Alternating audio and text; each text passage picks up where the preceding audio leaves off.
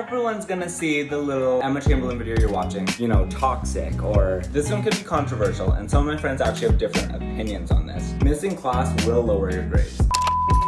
Hey, subscribe if you want to do that. Hey everyone, and welcome back to another video. I just woke up and I was like, this is a video I want to make for you all. We got what you need to know before going into college or university, whether you're going into your first year, so your freshman year, or even if you've been in college or university for a bit. I still hope this can help you. I didn't want to make this like a general video about all these tips that you can just like easily search up, so I curated this list that I'll share with you based on my own experience going into university and everything I've experienced thus far. I hope it's really helpful for you. And if you do like the tips that I share with you, please like this video, comment down your favorite tip from this video, and subscribe. Alrighty, let's get into it.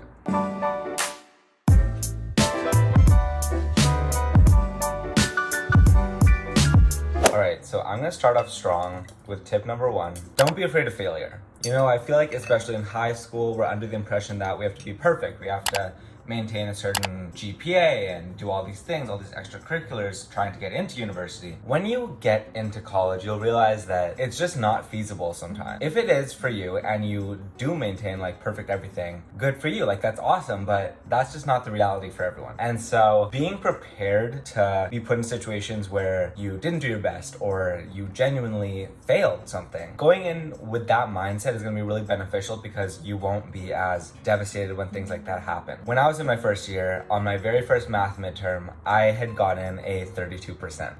I feel like I actually got over it relatively quickly because I had seen other YouTubers I watch who said this tip and said that like you do need to prepare yourself for this because it's something that may inevitably happen. My next tip, which kind of builds off of that, if you don't necessarily want to fail or be in that situation in the first place, I would definitely recommend taking a lessened course load. It's funny I say that because the term where I failed that math midterm and got 32%, I was taking 3 courses at the time. So that's how my adjustment to university went. But taking a lessened course load will just allow you to focus more on the courses you're in and also just give you more room to explore campus, explore friendships, clubs, adjusting to the whole independence thing. I think it's always beneficial. For me, I'm gonna be taking 3 courses again in the fall, and I'm super excited because that means I'll get to obviously do classes, but I'll also get to focus on making videos for you guys, which is something that makes me happy. It's so good. And just like how I make videos as my creative outlet, I would definitely recommend maintaining some hobby, something that's just for you, something that brings you joy and that you can do to sort of like take your mind off of school and all the chaos that sometimes happens. Sometimes there's always so much going on at school that you realize that you need something to sort of ground you and make you feel sane again. But if hobbies really aren't your thing, then I would definitely recommend, geez, I cannot open this. Another thing that can help keep you sane is maintaining some sort of routine, whether it be your morning routine or a skincare routine, makeup routine, anything that sort of is something that is almost like therapeutic and almost ritual-like because it's something you can just do mindlessly without too much thought, and it's just something that you're doing for yourself. Self-care. Self-care is so important, especially in university. This one can be controversial, and some of my friends actually have different opinions on this, but I think it's important to not go home until you're situated in college. And my stance on this is that I think it's really important to separate the two areas. Separate your college life with your home life and your existing hometown and everything you have going on there. Because this is finally your chance in your life where you are independent, and independent in like the most literal sense. You are on your own, you're in your own dorm room, you're in maybe your own city now. It's so important to sort of have this moment and develop that independence, develop the skill sets you need and everything, and not be dependent on your family at home or your siblings at home. That being said though, I think it's so important to maintain communication with everyone at home, whether it be your friends, whether it be your siblings. Call your mom, call your dad, call all your family, and like maintain those communications. I still struggle with that, and I have a hard time doing that sometimes, where I'm like, oh, I should really FaceTime my mom right now, or I should really call my dad or text my brother. Sometimes you don't realize how many things are going on and you lose track of the things that you should be doing. And that goes for friends friends too. I mean, I have high school friends who I still stay in contact with. And if you are worried about, whether you're gonna keep the friends you have in high school right now, once you're in university, if it's meant to happen, it will. If the friends you have really are lifelong friends, you'll realize it because you'll wanna stay in contact with them. From my personal experience, my friends Stephanie and Christina, we all go to different schools now and we still manage to stay in contact. So that just goes to show, like, if you do want to stay in contact, you'll make the effort. This next tip I think is so important. Also, I'm having a gummy worm. I don't know, I just saw them on the coffee table and I was like, I kind of want a gummy worm right now. Anyways, this next tip is so important and something that I've learned through the course of being in university and through the course of growing as a person is that you need to protect your energy. And what I mean by that is we're all beings with emotions, with energy and vibrations and everything like that. And it can easily be tampered with sometimes, especially when there's certain situations or people that are damaging to your energy. I feel like in your life, you've probably met someone whose energy is more draining than it is uplifting. And so with protecting your energy, just don't be afraid to drop somebody because they're, toxic or just not good for you and your well-being. There are so many people in university that you can become friends with and get close with. So if there's one person that you're like, oh, I don't want to lose this friend because it's hard to make friends. It doesn't have to be. Literally go out and attract the people you want into your life. These next couple of tips are for all of you who are nervous about academics and stuff like that. So I have some tips for your academic life. I did want to do a how I study in college video. I think I'll do that later this fall for you all before midterm season, but here's a little preview of some tips I have. This one's probably really basic, and this is probably something you've heard before, but sit near the front of class. It genuinely makes a big difference, especially if you're going to be taking notes on your laptop. Sitting near the front of class is going to genuinely increase your grades linearly. There's definitely a correlation there, because let me tell you, when I sit at the back of the class and I'm taking notes on my laptop, it is so easy for me to go to a different website, go to YouTube, go to online stores, go to my messages or whatever. But when you sit at the front of class, everyone's gonna see the little Emma Chamberlain video you're watching. Everyone's gonna see the new jeans you want to get from Zara, and you're gonna be embarrassed. You are gonna be so embarrassed that you never do it again, and you genuinely take notes. You're gonna be looking up at the professor and along with that is the fact that you should just be going to class. Go to class, go to your tutorials, go to your labs. Missing class will lower your grades. There's no doubt there. And also it's so easy to continue the pattern of missing class once you've missed it once or twice. Because not only are you losing out on potential participation points, if that's something that happens, but you're obviously missing the lecture content that you need to be able to effectively study, do homework questions, all of that. That being said though, if you need a mental health day or whatever, or a mental health week, take it off. Take some time off, email your profs and TAs and be open and vulnerable, let them know what's going on, and they should be able to understand your situation, because obviously things get tough sometimes and you need to take care of yourself. My general rule of thumb is well-being before academics, always. Unless it's the night before a final exam and you haven't studied, definitely it's an all-nighter type of vibe. It's we're just gonna get as much caffeine in our system and study the whole night through. That's not one of these tips because I don't recommend that. If you have the option to, I really recommend getting a meal plan.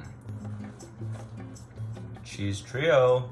My friend Taylor, her favorite goldfish. So yeah, if you do have the option, get the meal plan because it's gonna save you so much time. I don't think you're gonna realize how much time goes into buying groceries and then meal prepping and cooking. The time's gonna add up and take away from your other precious time that needs to go towards studying, going to class, seeing friends, and all of that. And also another thing about the meal plan is it's almost like another social event. You get to go to the dining hall, pick out your food, swipe the card, and then sit, and then everyone's there. I'm literally so excited to go back to school and be on a meal plan again, because since I'm gonna be an RA, I'm gonna be having the meal plan again, and I literally talked about it with some of my RA friends. We're literally just so excited to be back and on the meal plan because it genuinely saves you so much time. On the topic of meal plan, remember to drink lots of water, remember to eat food. These are the basic things, the basic requirements that you need to function. Sometimes time can get away from you and you won't realize that oh, I have not had lunch today because I had back-to-back classes, or oh, I did not bring my water bottle with me and I haven't drank any water all day. You need to remember to have your fuel. Just like a car needs gas, just like a plant needs water and light. We have requirements that we need to keep going.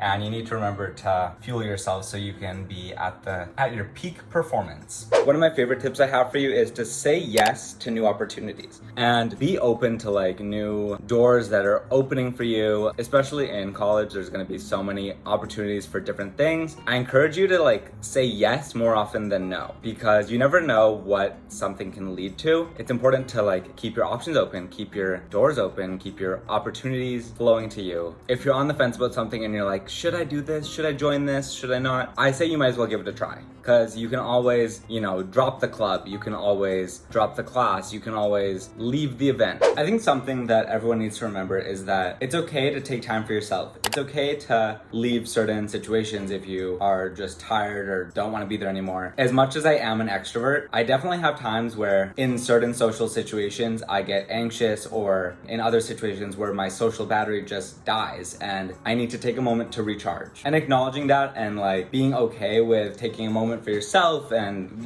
going back to your dorm room or whatever. However, as much as that is important, obviously, it's why it's included in this video, try not to let that turn into you just camping out in your dorm 24/7. I feel like this is easier to avoid now that we are going back to in-person, but with classes online, it was really easy to just do everything in your room. You would do your classes in your room. You would study in your room. You had everything just within your room to do. But you need to remember, like, go out, get some fresh air, go on a walk, go see friends, go get a coffee. There are so many things to do around campus, around your city. Really just enjoy things, experience things. Another tip is you should spend time learning where your classes and like the buildings and everything are, where your like general, like the campus. Learn about like the general where everything is around your campus, because you don't want to be running around looking so like a first year, being like, oh, where's my class? And then you walk to the building, but it was the wrong building because there's two buildings called that, and so you have to run across the campus to the other one. Not speaking from personal experience. No, yeah, that happened to me. So learn where your buildings are. Spend some time on Google Maps, Apple Maps, and figure out, literally map out the routes to every class and be like, this is where I'm going and this is where I'm going after that class. It shouldn't be too much of a problem, because I think, at least in my school, and I think most schools do, they give you like a 10-minute buffer in between classes if you do have back-to-back. It shouldn't be too hard to get to class. Sometimes it is. Sometimes you literally have to walk a kilometer. Another thing you should set aside for is socializing. As much as school is about getting a degree, that's obviously what we're there for, that's what we're paying for, it's also about the connections you make and the like lifelong friends you make, and everything like that is genuinely equally, if not more important than the degree itself. So much of what you learn is gonna come from those around you and the shared experiences you have, the lessons they have to teach you, and stuff like that. So I'm obviously gonna learn a lot about the environment and society with my environmental science degree, but so much more will come from the things you have to learn from your friends and the connections you make. And my last tip for you is to meet the people on your floor and get to know them, and go to events run by your RA. I'm not just saying that because I'm an RA. Genuinely go to those, because that's how you'll be able to like really get close with everyone on your floor and develop friendships with all of them. Some of my closest friends now are people who were on my floor in my first year dorm room. It's so crazy. So do that, make friends that way, and just make friends in general. Don't be afraid to be bold and go outside your comfort zone. I really hope these tips helped you, and I hope that there's something you can keep with you as you go into college. Thank you so much for watching. I love you, and I'll see you in the next video. Goodbye. My darling, I love you, I love you, I love you, I love you, I love you.